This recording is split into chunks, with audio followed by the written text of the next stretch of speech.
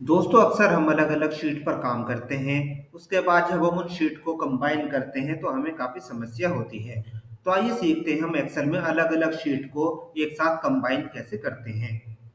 हम एक्सेल में अलग अलग शीट को एक साथ कंबाइन।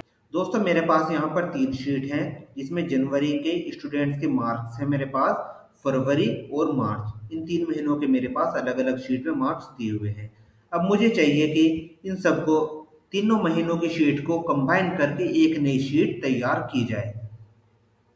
तो सबसे पहले हम एक नई शीट लेते हैं। ये हमने नई शीट ले ली।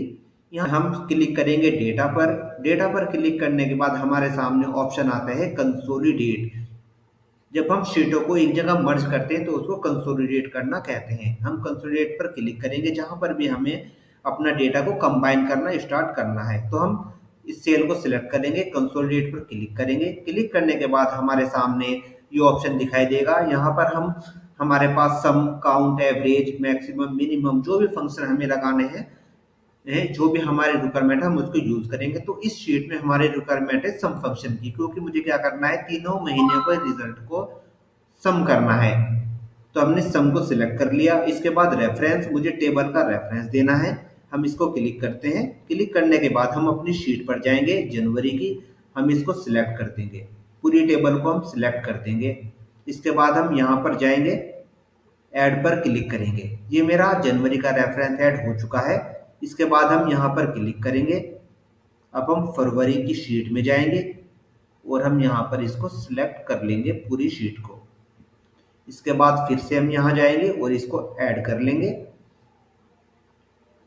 अब हम यहाँ पर क्लिक करते हैं, मार्च की शीट पर जाएंगे और हमने मार्च के डेटा को यहाँ पर सिलेक्ट कर लिया है।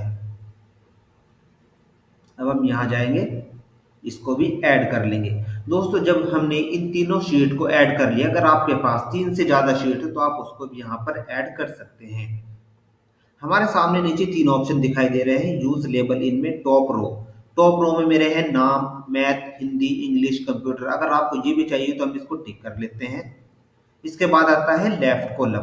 लेफ्ट कॉलम में जो हमारे स्टूडेंट्स के नाम थे हम उसको भी टिक कर लेते हैं, क्योंकि मुझे वो भी चाहिए।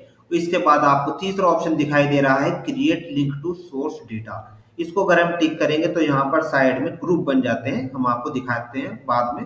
इसको टिक कर देते हैं यहाँ पर और ओके पर क्लिक कर देते हैं। दोस्तों जैसे हमने ओके किया तो मेरे पास यहाँ पर ये शीट बन गई है।